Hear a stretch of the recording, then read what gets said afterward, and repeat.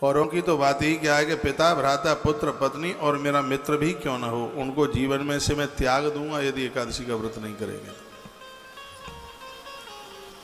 मित्र वही है जो धर्म कर्म से जुड़ा है, पत्नी भी वही है। ऐसा बताते हैं कि दुराचारणी स्त्री को छोड़ने में बिल्कुल पाप नहीं लगता, दुराचारी पति को भी छोड़ने में पाप नहीं लगता। दुराचारी यही है, यह नहीं है कि सबरे धर्म स्त्री के ही लिए, पुरुषों के लिए कुछ भी ना हो। पुरुषों के लिए वे सदाचारी बने। कहा गया कि मेरी माँ होगी, पिता होंगे, मित्र होंगे, उनको भी मैं छोड़ दूंगा यदि सदाचारी बनकर के नहीं जिए, 11 का एकादशी का व्रत ना किया तो। ये बहुत बड़ी आवाज इस राजा की थी। राजा का नाम था रुक्मांगद। एकादशी मैया के बहुत परम भक्त थे। राजा के इस प्रकार घोषणा करने पर सब लोग एकादशी का व्रत करने लगे और सब भगवान विष्णु के लोक में जाने लगे। यमराज का रास्ता बंद हो गया था।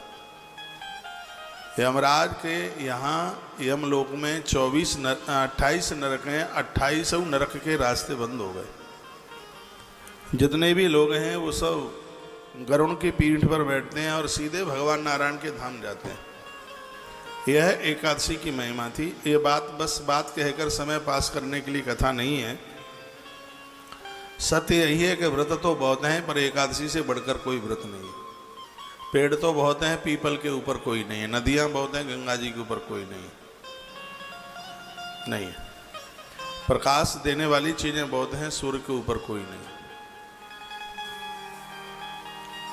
धनुधारी बहुत हैं, अर्जुन के समान कोई नहीं है। वैष्णव बहुत हैं, महादेव के बराबर कोई नहीं है। धान बहुत हैं, जौ के बराबर कोई नहीं है। फूल बहुत हैं, कमल के बराबर कोई नहीं है। पत्र बहुत हैं, तुलसी के बराबर कोई नहीं है। यह स्वयं भगवान ने कहा है। भगवान कहते हैं कि जो इस 11 का व्रत करते हैं उनको मैं स्वयं अपना गरुण लेकर के लेने के लिए आता हूँ। वो यमराज के संग नहीं जाते, उन्हें वैतरणी जाने की जरूरत नहीं पड़ती। इतनी बड़ी महिमा एकादशी की है। और मैं आपको कल से 11 महात्म्य में सुना रहा हूँ और बड़ा आग्रह पूर्वक निवेदन करूँगा, यदि आपसे हो जाता है तो आप व्रत कर लीजिए 11 का। यदि आप आश्रम में होते तो मैं आपको यह व्रत करवा के ही छोड़ता। इससे बड़ा व्रत नहीं है, इसमें कल्याण छिपा हुआ है।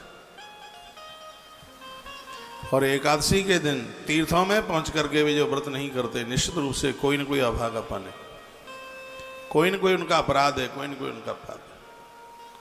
लोग कहते हैं साधुओं के बड़े आनंद हैं, ये कहते हैं मजे हैं। लोग मालाएं डाल रहे हैं, खाने को लडुआ दे रहे हैं। हाँ, मूड मुड़ाई 3 गुण मिटे चांद की खाज, खाए भी कौन लडुआ मिले लोग कहें महाराज। आनंद तो है, लेकिन आप इस आनंद को क्यों नहीं लूट रहे हैं? फिर उनको इतने आनंद है तो आप इस आनंद से क्यों वंचित रह रहे हैं? उनकी रोज जीने की जो जिंदगी है मैंने बहुत करीब से देखी है। जीवन बड़ा कठिन है। साधु का जीवन तो बिल्कुल तलवार की धार के ऊपर है। अपना जैसा खा नहीं सकता, अपने जैसा पहन नहीं सकता, अपने जैसा चल नहीं सकता। एक साधु के ऊपर पूरी दुनिया की निगाहें होती हैं। पूरा जगत उनका सम्मान करता है, आदर करता है, मान करता है, क्योंकि इनको ईश्वर ने स्वीकार कर लिया है। और जिसको भगवान ने स्वीकार कर लिया है, पूरी दुनिया उसके पीछे पीछे लग लेती है। वह 11 जैसे व्रत को बहुत पवित्रता के साथ और बड़े उत्साह के साथ करता है। उन्हें इंद्र का पद भी दिया जाए तो वो एकादशी को रोटी नहीं खाएंगे। कहा इंद्र का पद आप ले लेना, हमें जरूरत नहीं है। तो ऐसा ही बोल दें। बोलने के लिए तो बातें बहुत हैं। धरती में वो साक्षात विष्णु स्वरूप है जो 11 का व्रत करते हैं, एकादशी का व्रत करते हैं। हमने तो यहां तक पढ़ लिया है, द्वादशाक्षर मंत्र का आप 10,000 जप करते हैं। ओम नमो भगवते वासुदेवाय 10,000 बहुत होता है। 10,000 जप 10,000 जप करते हैं आप ओम नमो भगवते वासुदेवाय। उससे जितना पुण्य आपको प्राप्त होता है, जितना पुण्य आपको प्राप्त होता है उतना ही पुण्य आपको तत्क्षण 11 का व्रत करने से तत्काल प्राप्त हो जाता है, ऐसा हमारे ग्रंथों में वर्णन है। एकादशी की खुद की तो महिमा है, वो तो अलग है ही। आप 11 करते हैं तो ये एक्स्ट्रा आपके पास पुण्य है। 10,000 द्वादशाक्षर मंत्र आप जपते हैं, ये एक्स्ट्रा है। ये मैंने नई बात पढ़ ली है, मुझे बहुत अच्छा लगा ये पढ़ करके। इतना इसका फल है, इतनी बड़ी इसकी फलश्रुति है। इसमें बताते हैं जो एकादशी का व्रत करते हैं उन्हें पूरा माघ स्नान करने का पुण्य प्राप्त होता है। माघ महीना जो कि प्रयाग में करते हैं, ठीक से सुन लो, आपके काम आएंगी बात। और ये बातें मैं पहली बार बोल रहा हूँ, एक बार फिर रिपीट कर रहा हूँ। जो 11 का व्रत करते हैं, एकादशी का व्रत करते हैं, उन्हें माघ स्नान करने का फल प्राप्त होता है। जो एकादशी का व्रत करते हैं उन्हें चांद्रायण व्रत करने का फल प्राप्त होता है। इतनी बड़ी महिमा है 11 के व्रत की, इससे बड़ा कोई व्रत नहीं है। आपने एकादशी का उद्यापन भी कर दिया है तो भी कुछ प्रमुख एकादशी करते रहिए। उसके नाम मैं बता देता हूँ। माता जी सो रही हैं, इनको जगा दो। आप ही लाल मैया, आप ठीक से बैठिए मेरी तरह, आपको ही बोल रहा हूँ। आप ऐसे थोड़ी स्टेरिंग घुमाओ, ऐसे। उत्पन्ना एकादशी कीजिए, बहुत अद्भुत है। पद्मा एकादशी कीजिए, बहुत अद्भुत है। आंवले की एकादशी कीजिए, बहुत अद्भुत है। बरूथनी और मोहिनी एकादशी, बैसाखी, दोनों ही अद्भुत हैं, बहुत ज़्यादा। निर्जला, देवसैनी, पापांकुशा, ये वह एकादशी हैं कि यह एकादशी छूटनी ही नहीं चाहिए। ये एकादशी, ये आपने उद्यापन कर दिया है तो भी ये कुछ प्रमुख हैं, इनको करते रहिएगा। हमें 11 तत्वों को अपने कब्जे में जो करा दे वो एकादशी है। 11 तत्वों से जहाँ अपराध नहीं होता, एकादशी की महिमा है। मन से अपराध नहीं होगा, 5 ज्ञानेंद्रिय और 5 कर्मेंद्रिय से अपराध होगा ही नहीं। यह एकादशी की महिमा है। 5 वर्ष के ध्रुव भगवान को प्राप्त करते हैं, 5 साल के ध्रुव एकादशी का व्रत करते हैं। पांडव एकादशी का व्रत करते हैं। पहले दिन की एकादशी जो 10वीं जिसमें पड़ जाती है वो मत करना। कुंती माता ने बहुत समझाया था गांधारी को कि दीदी आप पहले दिन की एकादशी मत किया करो जिसमें 10वीं पड़ती है वो वाली। पहला दिन 10वीं नहीं है तो कर सकते। कहा कि इससे संतानक क्षय होती है, ये माता कुंती ने समझाया था और वो गांधारी नहीं मानी और उसका असर उसके बच्चों के ऊपर पड़ा। पुण्य तो हुआ नहीं, अपराध और हो गया। इस बात के ऊपर मैं बहुत जोर देता हूँ। 11 जिसमें बिल्कुल भी 10वीं नहीं है, ये आयु बढ़ाएगी, बल बढ़ाएगी, स्मृति बढ़ाएगी। और जैसे एकादशी में 10वीं पड़ रही है वो हमारे प्राणों को भी ले लेगी, आयु छीन कर देगी। मैं आपको कन्फ्यूज नहीं करूँगा, वही बातें बोलूँगा जो हमारे ग्रंथों में लिखी है।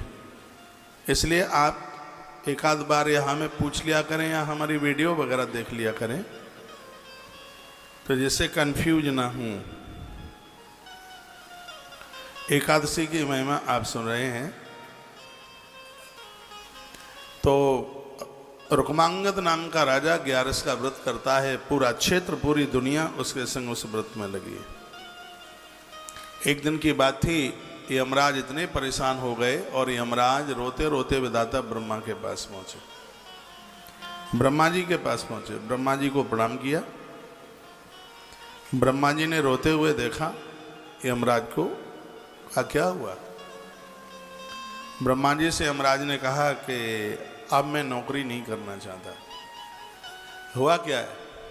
कहा तनख्वाह लेते रहें और काम करके न दें तो व्यक्ति की दुर्गति हो जाती है, उसको बिल्ली बनना पड़ता है। ऐसा नारद पुराण में वर्णन है और यमराज बोले। और कई जन्मों तक, बहुत लंबे समय तक उसको कष्ट भोगने पड़ते हैं। जो तनख्वाह लेते रहते हैं, काम करते नहीं हैं, पैसा लेते हैं, मेहनत करके देते नहीं हैं, उस जीव की दुर्गति हो जाती है। भगवान मैं देवताओं से सम्मान ले रहा हूँ लेकिन काम कुछ रहा नहीं है। 28 नरक में ताले पड़े हैं। मृत्यु लोक से आने का रास्ता बंद हो गया है। कोई भी पापी रहा नहीं मृत्यु लोक में। पहले लोगों ने खूब पाप कर लिए हैं दुनिया भर के। रुक्मांगद नाम के राजा ने सबको एकादशी का व्रत करा दिया है, सगरे पाप जल गए हैं, सब गरुड़ की पीठ पर बैठते बैठते नारायण के भवन विष्णु लोक जा रहे हैं। मेरे यहाँ की तो जरूरत ही नहीं पड़ी किसी को। जब काम ही नहीं तो फिर दाम किस बात का। अब काय की किसकी नौकरी करे। क्या वर्णन किया गया, किसी कार्य के लिए नियुक्त हुआ सेवक काम न होने पर यदि उसी पद पर रहता है और बेकार रहकर स्वामी के धन का उपभोग करता है तो वह निश्चय ही नरकों में गिरता है, यमराज ने कहा। आप जितने भी मुझे सुन पा रहे हैं, अपना बच्चे को भी बोलना और अपने पति को भी बोलना, ऑफिस में जाते हैं टांग पर टांग रख करके न सोते रहे, नहीं तो यह प्रकृति को सब जवाब देना पड़ता है। इस प्रकृति में काम करके ही पानी पीना, काम करके ही भोजन करना, काम नहीं तो दाम नहीं। बहुत लोग बैठे बैठे कुर्सियां तोड़ते रहते हैं, फिर घरवाली को कहते हैं हमारी तो नौकरी बहुत अच्छी है, 8 घंटा सो के आते हैं, कुछ करना ही नहीं पड़ता। आज लग रहा है, लेकिन तब पता चलेगा जब फेफड़े गल जाएंगे, अंदर का तंत्र खत्म हो जाएगा, बीमारियां फैल जाएंगी। मैंने पढ़ा है ये बीमारियां बिना अपराध के नहीं बढ़ती। कोई न कोई पापकृत कर्म होता है तब बीमारी बढ़ती है। वो कोई भी अपराध हो सकता है, असाध्य है बीमारियां हैं, यह बिना अपराध के हो ही नहीं सकती। ये तो हमारे ग्रंथों में बहुत जोर से बात कही गई है। जो लोग पुण्यात्मा हैं वो बिना बीमारी के दुनिया छोड़ के जाते हैं। कल की पुराण में वर्णन है, इस कलयुग में जब निरोगी होकर के व्यक्ति मौत को प्राप्त होता है तो देवसी नारद जी सगरे देवताओं के पास एक चक्कर लगा के आ जाते हैं। कहते हैं देखो तो सही, मृत्यु लोक से एक ऐसा आदमी आ रहा है जिसकी मौत अस्पताल में और दुर्घटना में नहीं, अपनी घर की चौखट के अंदर उसकी मृत्यु हुई है। देवताओं को अचंभा आश्चर्य लगता है। ऐसा जीवन जीने की कोशिश कीजिए जिसमें आप निरोगी रहें। अंत में एक गिलास पानी, एक लोटा पानी भी किसी से मांगने की जरूरत न पड़े। इस युवा में, जवानी में तो लगता नहीं है, अपराध हो जाते हैं पता नहीं लगता, लेकिन ये सब भोगना पड़ता है, सब भोगना पड़ता है। इसलिए ध्यान रहे इस बात के लिए कि बिना मेहनत का हमारे पास आना जाए। बिल्कुल मेहनत, आप किसी भी डिपार्टमेंट में, किसी भी सेक्टर में, किसी भी क्षेत्र में हैं, जहाँ भी जितने दिनों तक आप रहते हैं उस स्थान को अपना मानकर, तुम्हारे जाने के बाद तुम्हारी कमी का एहसास होना चाहिए। वहाँ गणेश जी ने भगवान महादेव को बड़ी अच्छी बात कही थी। जब वो चौकीदारी कर रहे थे ना, कहा माँ नहा रही है, अंदर नहीं जाने दूंगा। भोलेनाथ ने कहा मैं तेरा बाप हूँ, माँ का भले ही है आप, लेकिन मुझे जो एक ड्यूटी मिल गई है और मैं उसको पूरा करूँगा। इस सब के लिए होना चाहिए, मेरे लिए भी और आपके लिए भी। मैं तो कर रहा हूँ बराबर। इस बात के लिए मैं बड़ा खरा उतरा हूँ। जहाँ भी हम लोग रहे हैं वो जगह को बिल्कुल अपना मानकर, अपना ही मान करके वो किया। जगन्नाथ घाट आश्रम में मैं रहता था, परिक्रमा मार्ग में पड़ता है, यमुना जी के बिल्कुल किनारे है। यहाँ मेरा विद्यार्थी काल निकला है। पूज्य ईश्वरपुरी जी महाराज जो विदेश में रहते थे, उन्होंने बड़ा इस आश्रम को डेवलपमेंट किया। विद्यार्थी थे हम वहाँ के, रात रात भर चक्की चलाते थे। लगता ही नहीं था किसी और की चक्की चला रहे हैं, ये लगता था अपना काम। सैकड़ों क्या 1500 महात्माओं के लिए रोटी बेलना, रोटी बेलने में तो कंपटीशन में मैं आपको भी पीछे कर दूंगा। ऐसी गोल गोल रोटी अभ्यास में है मेरे विद्यार्थी काल में। सुबह कई एकड़ों में सुबह झाड़ू लगाना, यह हमें वहाँ का जगन्नाथ भगवान का आशीर्वाद मिला है। हम लोगों के इष्ट देव हैं भगवान जगन्नाथ। हमने शुरू से उन्हीं के ही चरणों में जीवन जिया है। मैं भगवान प्रभु जगन्नाथ को बहुत मानता हूँ। हमारे जीवन का संरक्षण, संवर्धन, उत्कर्ष भगवान प्रभु श्री जगन्नाथ जी ने किया। हमें जगन्नाथ भगवान के बर्तन साफ करने का सौभाग्य मिला है। वहाँ की गौशाला में उस समय 125 गैयाँ होती थी, तो हमें इतना ही अचंभा, इतना आश्चर्य होता था कि स्वामी जी इतनी गायों का भरण पोषण करते कैसे। इतना जौ कहाँ से आता है, ये इतना गेहूं आता कहाँ से? रात भर चक्की चलाते और यही सोचते रहते। बहुत छोटी उम्र होती थी, बहुत छोटी, लेकिन कभी यह सोचा भी नहीं था कि यह गैया मैया अपना इतना आशीर्वाद बना देगी कि हमेशा हमेशा के लिए अपने चरणों में जोड़ देगी। बड़ी कृपा करिए। वहाँ जगन्नाथ घाट में खिचड़ी का भोग लगता। मैं जगन्नाथ धाम में था, पुरी में। सुबह ही सुबह एक पुजारी जी आए, मकर संक्रांति थी उस दिन, 14 जनवरी थी, कथा हो रही थी, पता नहीं 17 या 18 की बात है। तो बोले कि मैं काम से आया हूँ। पुजारी जी, उन्हें तो सुना है कि तुम आश्रमधारी हो, तुम जगन्नाथ भगवान को मानते हो, तो आश्रम में खिचड़ी रोज जरूर बननी चाहिए। तब से लेके आज तक खिचड़ी की एब्सेंट नहीं है, यहाँ पे खिचड़ी बनती है, जगन्नाथ भगवान की खिचड़ी। तो मैं आपको यह कहना चाह रहा हूं कि हम जहां भी रहें, हम वहां ना रहें तो हमारे हटने का वहां पर एक कमी का एहसास हो, और हम वहाँ से हट गए तो भी व्यवस्थाएं वैसी की वैसी चलती रहीं, तो इसका मतलब है कि हम तो फ्री फंड में ही पैसा लेने लगे।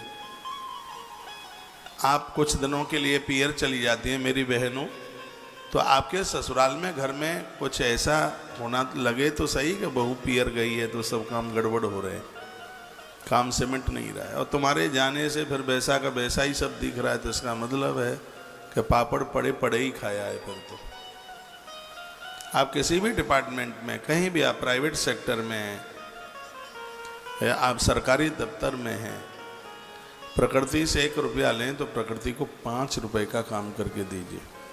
कबीर जैसे महापुरुषों ने कहा था, कर्म ही मेरी पूजा है। ये कर्म फिर हमारी आराधना, हमारी पूजा बन जाती है।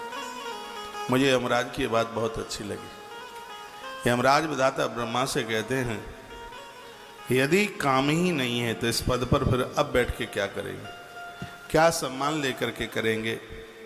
अब नहीं, अब नौकरी नहीं, क्यों? काम नहीं हमारे पास। इसलिए देवर्षि नारद जी ने यह सुना। नारद जी पहले तो अचंभित होने लगे। यमराज बोले, हे देवर्षि जी, इस समय पृथ्वी पर जो राजा राज्य कर रहा है वह पुराण पुरुषोत्तम भगवान ऋषिकेश का, भगवान नारायण का परम भक्त है रुक्मांगद। राजेश्वर रुक्मांगद अपने राज्य के लोगों को नगाड़ा पीट पीट करके सावधान करता है कि सबको एकादशी का व्रत करना होगा। राजा पूरी प्रजा से करा लेता है व्रत, और आपसे, अपने घर के लोगों से भी नहीं कुछ हो पाता। आप आरती में खड़े रहते हैं, चिल्ला चिल्ला के हार जाते हैं, लेकिन आपका बेटा नहीं आता आरती में खड़ा होने के लिए। आप कहें कि बेटा आजा, थोड़ा घंटी बजा दे, नहीं आता वो। आप घर में किसी को भी बुलाते हैं, आपकी कोई सुनता ही नहीं है। घर के माहौल को इतना बढ़िया कीजिए कि सब एक सुई की नोक में सब पार हो जाए। ऐसे घरों में बड़ी बरकत होती है। सुबह शाम आरती हो रही है, उस समय सब आप एक जगह पर आके खड़े हो जाएं, तो आपका घर ही तीर्थ बन जाता है। ईश्वर ने बड़ी कृपा की है, मनुष्य जीवन मिल गया है। 1 करोड़ साल तक नहीं मिलेगा यदि धोखा खा गए तो। ये 10-20 वर्ष की जो गर्मी रहती है, जिसमें लोग धरती से धरता कहते हैं, वासना के गुलाम बन के जीते हैं, बुढ़ापे में बड़ी हड्डियां टूटती हैं इनकी, तो बड़ी दुर्गति होती है। यमराज के दूतों के ऐसे कौड़े पड़ते हैं, रोता है जीव, चीखता है, कहता है भगवान अब के बार क्षमा कर दो, गलती नहीं करेंगे। लेकिन फिर पछताए क्या होता है जब चिड़िया चुंग गई खेत, फिर बाद में रोने से क्या होगा। भोगी मत बनिए, योगी बनिए। संसार में आप आए हैं, योगियों की तरह जीवन जीने की कोशिश कीजिए। बच्चों के भी बच्चे हो गए, बच्चे बड़े हो गए हैं, नातियों के, नाती पोतों की भी शादियां हो गई हैं। अब आप थोड़ा इससे बाहर निकल करके आइए और भगवत आराधना, भगवत भजन में लगिए। दुनियादारी का बहुत हो गया है। हमारी बूढ़ी माताएं तो 75-80 वर्ष में भी उन्हें यह लगता है कि अभी ये भी हो जाए, ये भी हो जाए, ये भी हो जाए। अभी तो संती का मुंह और देख लो। हाँ, बेटे का बेटा कौन होता है? पोता। उसका बेटा होता है पंथी, पंथी का बेटा होता है संती, संती का कौन होता है? ठंती। और फिर ये और कहती हैं कि ये इतना हो जाएगा तो सोने की सीढ़ी मिलेगी ऊपर जाने के लिए। कुछ नहीं मिलने वाला है। पितामह भीष्म ने कहा था, अपने भाग्य के किवाड़ अपने आप खोलूंगा। शांतनु राजा ने कहा था, बेटा तुमने क्या किया? आजन्म ब्रह्मचारी बनने का तुमने जो संकल्प लिया, बेटे के बिना उद्धार कहाँ है? तर्पण करने के लिए, पिंडदान करने के लिए बेटा चाहिए, तब मुक्ति होगी। पितामह भीष्म ने कहा, पिताजी जो मुक्ति बेटों से मिलती है ऐसी सस्ती मुक्ति मुझे नहीं चाहिए बिल्कुल भी। अपनी मुक्ति का कपाट अपने हाथों से खोल के जाऊंगा। महाभारत में वर्णन है, पितामह भीष्म जिस समय अपना शरीर छोड़ रहे थे तो सगरे देवता आ गए थे धरती पर। माँ गंगा ने स्वयं जल पिलाया था। द्वारका के श्री कृष्ण चरण पकड़े हुए बैठे थे चरणों में, पितामह भीष्म के चरणों में। कि वो लोग सुन लें जिनके दिमाग में ये दुविधा है, संतान नहीं है, बेटा नहीं है, कैसे उद्धार, कैसे मुक्ति होगी। तो ऐसी फ्री फंड की मुक्ति की कामना मत करो। जिनको 4-4 बच्चे हो गए, एक जुआरी है, शराबी है, कबाड़ी है, तो ये मुक्त कर देंगे आपको? मुझे नहीं लगता। अपने मुक्ति के कपाट अपने हाथों से खोलिए। मुक्ति के दाता आप खुद बनिए। बड़ी सुंदर सुंदर बातें वर्णित की गई है। वेदाता ब्रह्मा के सन्मुख यमराज खड़े खड़े आंख में आंसू बहाते हैं। यमराज बोले, पितामह पितामह नाथ मेरी बात सुनिए। किसी के प्रभाव को जो खंडन, वह मृत्यु भी अधिक दुखदायी होती है। हे कमलोद्भव, जो पुरुष कार्य में नियुक्त होकर स्वामी का धन हड़पते रहते हैं, उन्हें काम करके नहीं देते, ऐसे लोगों की दुर्गति होती है। लूटता है और होशियार बनता है कि हमने बुद्धू सेठ को बना दिया। यमराज कहता है, किसी को बुद्धू नहीं बना दिया, खुद बुद्धू बना है। वर्णन है कि मानव 300 कल्पों तक चूहा बन करके जीता है, जो मालिक से पैसा लेता है, ठगियाई कर लेता है, काम करके नहीं देता। ये सरकारी जितने भी लोग मुझे सुन पा रहे हैं, सुन लीजिए। सरकारी डिपार्टमेंट वाले, झूठे मेडिकल, झूठी एप्लीकेशन। आज सरकारी सेक्टर क्यों खत्म होता जा रहा है? जय भैया, काम करके नहीं दिए इसलिए। खैर मेरी बात आपको ठीक लगेगी नहीं, लेकिन सब लोग ऐसे नहीं हैं। या फिर भी मेरे संपर्क में ऐसे बहुत लोग हैं, मैं खूब समझाता हूँ, रिश्वत लिए बिना नहीं मानते। उन्हें तसल्ली अपनी सैलरी से नहीं होती। सैलरी भी 1.5 लाख 2 लाख रुपया, 80,000, उससे तसल्ली नहीं है। जब तक ऊपर वाला नहीं आ जाता तब तक वो उन्हें बहुत अच्छा लगता है ऊपर वाला। ऐसे लोग जो हेरा फेरी करते हैं और बुद्धिमान बनते हैं, यमराज कहते हैं कि ऐसे लोग 300 कल्पों तक चूहा बन करके, चोखरा बन करके जीवन जीते हैं। बड़ा कष्ट होता है। कहा कि हे प्रभु, जो अपना काम बनाता है दूसरे को लूटता है, लेकर के कभी किसी को देता नहीं, वह मंद बुद्धि मानव 300 कल्पों तक चूहा ही बन के जीता है। जो राज कर्मचारी राजा के सेवक को अपने घर के कामों में लगाता है, वह बिल्ली बनता है। सरकारी लोग मुझे सुन पा रहे हों, आपके ऑफिस का चपरासी तुम्हारे बच्चों को छोड़ने जाता है, स्कूल में लेने आता है। सरकार की गाड़ी को तुम अपनी ससुराल लेके जाते, कभी कहीं लेके जाते हैं, और डीजल सब गवर्नमेंट के नाम लिखा जाता है। इसलिए तो भंडाफोड़ सब हो रहा है। ये ग्रंथों ने हमें जीवन दिया है, जो सरकारी लोगों को अपने घर के काम धाम में लगाते हैं। और ये बड़े बड़े अधिकारी तो ऐसा ही करते हैं। क्यों शर्मा जी, आप इस सेक्टर में रहे, बच्चों को छोड़ना, बच्चों को लाना, बाजार से सब्जी ले आ, घरवाली को उसके पियर छोड़ के आ जा। तो ज़्यादातर ऐसे वो सरकारी जो बड़े बड़े अधिकारी हैं वो अपने से नीचे वाले लोगों को इसी काम में लगाए रहते हैं। और हमारे ग्रंथों ने इसका विरोध किया। और यमराज बोल रहे हैं ये बात। यमराज ने विधाता ब्रह्मा को कहा है कि मैं ऐसी नौकरी नहीं चाहता, मुझे कष्ट होता है, मुझे तकलीफ है। अब यहाँ लोगों का आना जाना बंद हो गया है, तो मुझे किसी दूसरे काम पे लगा दीजिए। जब यहाँ काम नहीं है तो दूसरे काम पर मुझे लगा दो। क्या अच्छी बात कही है। मेरी भाषा आपकी समझ में आ रही है? ये बात मेरे और आप सब के लिए लागू है।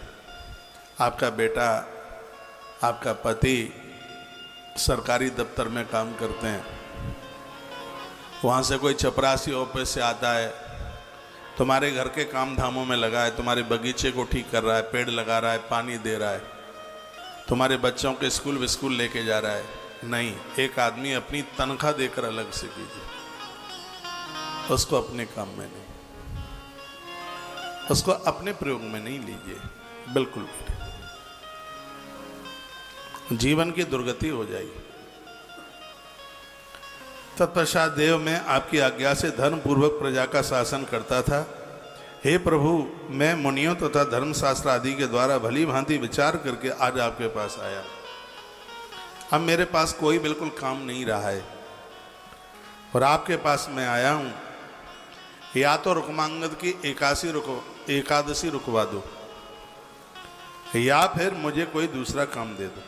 एक तो काम आपको करना ही होगा। राजा रुक्मांगद ने मेरे यहाँ के रास्ते बंद कर दिए। उस राजा के भय से समुद्रों द्वारा घिरी हुई समूची पृथ्वी के लोग सर्वपाप नाशक एकादशी का व्रत करके और भोजन न करके उसके प्रभाव से वो भगवान विष्णु के धाम जा रहे हैं, भगवान विष्णु के लोक में जा रहे हैं। और ऐसा नहीं, स्वयं नारायण गरुड़ लेके पहुंच जाते हैं वो एकादशी का व्रत करने वालों के लिए। और स्वयं भगवान ऐसे उस भगत को लेके आते हैं जैसे पिता छोटे से बच्चे को घोड़े पर आगे बिठा ले, ऐसा लिखा है। भगवान उस भक्त को गरुड़ पर आगे ऐसे बिठा लेते हैं, जय विजय नगाड़े बजाते हैं और कहते हैं देखो देखो इन महान भावों ने एकादशी का व्रत किया है, देखो देखो इन्होंने 11 का व्रत किया है। देवता आकाश से फूलों की वृष्टि कर दें, दुंदुबियाँ बजाते हैं, जयकार जय उद्घोष होता है। एकादशी करने वाले लोगों का इतना आदर होता है, इतना मान होता है, इतना सम्मान होता है। सास ससुर सब तर रहे हैं। देखो इसमें कितनी बढ़िया बात कही है। का घर की बहुएं व्रत कर रही हैं और सास ससुर के लिए गरुड़ लेने को जा रहा है। ये बिल्कुल सही है। घर की बहुएं बेटे आप जो सत्कर्म करते हैं इसका पूरा फल आपके पुरखों को प्राप्त होता है, बर्डन मिलता है उन्हें। इसमें यही लिखा है, यमराज कहते हैं कि बहू और बेटे व्रत कर रहे हैं और उसका फल पहले से मेरे यहाँ नरक में कुछ लोग पड़े। यमराज कहता है, यमराज कहता है कि पहले से मेरे यहाँ कुछ लोग नरक में पड़े हुए थे और अचानक देखा तो भगवान नारायण वहाँ आकर के प्रकट हो गए। मैंने कहा प्रभु आप क्यों आए? कहा ये जितने भी नरक में पड़े हुए हैं अब ये तुम्हारे यहाँ नहीं रहेंगे, ये सीधे मेरे बैकुंठ जाएंगे। मैंने नारायण को पूछा ऐसे कैसे हो गया? कहा धरती पर इनके बेटा और बहू ने एकादशी का व्रत करके इनको समर्पित कर दिया, इसलिए मुक्त हो गए। 11 का व्रत इनके लिए समर्पित कर दिया है। अब ये नरक के लायक नहीं रहे, अब ये है सीधे मेरे बैकुंठ जाएंगे, मेरे धाम जाएंगे। तो यहां तो सब दंड नीति ही बदल गई है। पापियों को मैं उधर दंड देता हूं, इतने में भगवान आके वहां प्रकट हो जाते, कहते हैं छोड़ो इनको। मैं बार बार कहता हूं ऐसा क्यों हो रहा है? कहा कि इनके वंशधरों ने एकादशी का व्रत धरती पर करके इनके लिए समर्पित कर दिया है। अब ये नरक में नहीं रहेंगे, अब ये मेरे धाम जाएंगे। रुक्मांगद राजा के राज्य में ऐसा ही हो रहा था। पहले इन लोगों ने इतने पाप किए हैं, इतने जानवर मारे, इतना कष्ट जीवों को दिया, ये मेरे यहाँ नरक में आए। लेकिन अब वहाँ धरती पर इनके जो वंशधर लोग हैं वो एकादशी का व्रत कर रहे हैं, उसकी वजह से मेरा नरक खाली हो गया।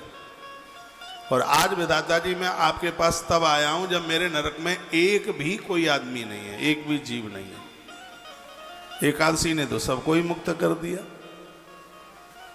किसी की पत्नी व्यभिचारिणी थी, गलत काम करके यहां आई, हमने उसके शरीर में कीले ठोक दिए, तेल कढ़ावे में उसको डाला, कुंभी पाक नरक में उसको फेंका, और मेरे दूत उसको कुंभी पाक नरक में तेल के कड़ावे में घुमा ही रहे थे। इतने में भगवान विष्णु वहां पधार गए। भगवान विष्णु ने कहा क्या करते हो, इसको छोड़ो, ये अब कुंभी पाक नरक के लायक नहीं, अब इसको सीधे बैकुंठ में जाना होगा, क्योंकि इसके खानदानियों ने, इसके बच्चों ने, धरती पर इसका पति रह गया, उसने एकादशी का व्रत किया है, ब्राह्मणों को भोजन कराया है, सगरे पाप हैं वो सब जल गए हैं, पुण्य इतने बढ़ गए हैं, अब ये यमराज के नहीं, अब ये यमराज के यहाँ नहीं, अब इनको मेरे बैकुंठ में जगह मिलेगी, ये यमराज बता रहे थे। ताली आज मत बजा देना हो। कितनी बड़ी महिमा ग्यारस की है एकादशी की, और इतनी बड़ी महिमा होने के बाद भी यदि यह व्रत ना किया जावे तो निश्चित रूप से धिक्कार है हमारे लिए। अब तो भगवान को कह दो, प्रभु जहां ले चलोगे वहीं मैं चलूंगा, जहां नाथ रख लोगे वहीं मैं रहूंगा। हे भगवान, बस तेरे दरबार पर अपना नसीबा जगाने के लिए आया हूं, जो तुम कहोगे वही मैं करूंगा, जहां नाथ रख लोगे वही मैं करूंगा। दो पंक्तियां हैं, जहां ले चलोगे वहीं हम चलेंगे, चलूंगा। चलो थोड़ी देर के लिए माता तुम भी मर्द बन जाओ, हम भी तो बहुत कथाओं में स्तुति करते समय हम स्त्री बन जाते हैं। चलूंगी मेरे उठे बिरह की पीर सखी वृंदावन जाऊंगी, तो फिर हम जाऊंगा थोड़ी ही बोलते हैं, जाऊंगी, उस समय हम गोपी बन जाते हैं। तो जितनी भी गोपियां हैं थोड़ी देर के लिए सब गोपा बन जाओ। हाँ, जहां ले चलोगे वहीं मैं चलूंगा, जहां नाथ रख लोगे वहीं मैं रहूंगा। कहीं जाइएगा नहीं। सुनिए, एक मिनट।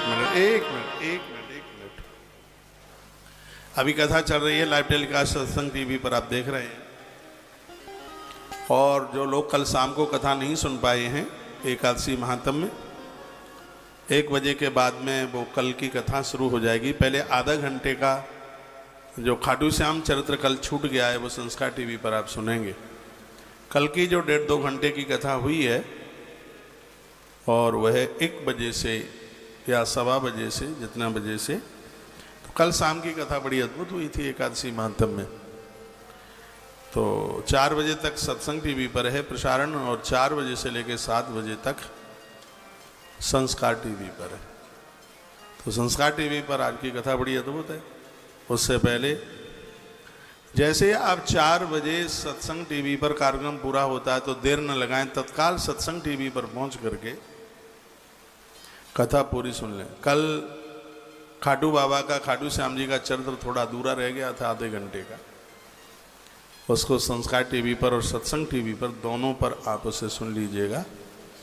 कल की कथा भी बड़ी अद्भुत हुई है, उसे सुन लें। और एक छोटी सी सूचना ये है, आज द्वादशी है, और मैं हर बार ये कहता हूँ, जिस प्रकार से 11 के दिन पेठे की, खाने की और खिलाने की बड़ी महिमा है, ये फल और मिठाई दोनों में आता है।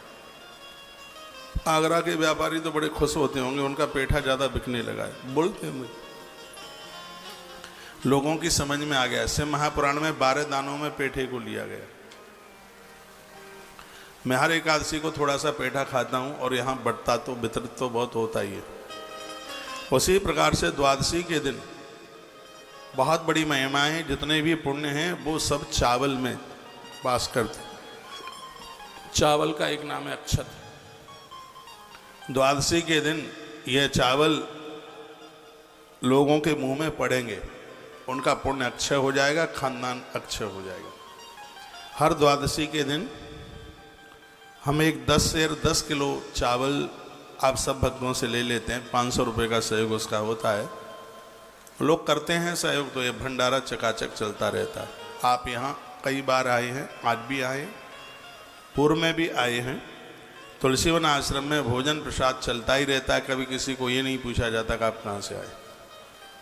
अभी मैं उधर गौशाला में था तो किसी ने मुझे पूछा कि महाराज जी ये नाश्ता है कि भोजन है। मैंने कहा नाश्ता ही है, भोजन तो 1 बजे होगा। कहा ये नाश्ता है, मटर पनीर है इसमें, और इसमें गोभी की सब्जी है, जलेबी है, उसमें दही है, बूरा है, 2 तरह की पूड़ियाँ हैं। मैंने कहा ये सब गौ माता की कृपा है, कौन किसको क्या खिला सकता है, इसको आप गौ माता का प्रसाद समझ करके ही इसको आप स्वीकार करो। गौ माता सिद्ध होकर के बैठी है यहाँ, आशीर्वाद दे के जाइए कि भंडारे ऐसे ही चलते रहे। बैसाख मास की आज की सेवा में छत्रदान छाता, बढ़िया वाला छाता है। और दादाजी आप कहाँ चल पड़े हैं? गेट में। Welcome back to my channel हर हर महादेव, जय माता दी। कैसे हैं आप लोग? आशा करती हूँ कि आप सभी सही होंगे। और वीडियो अच्छी लगे तो प्लीज़ वीडियो को लाइक कमेंट शेयर ज़रूर करना और मेरे चैनल को सब्सक्राइब कर लेना। हर हर महादेव, हर हर महादेव।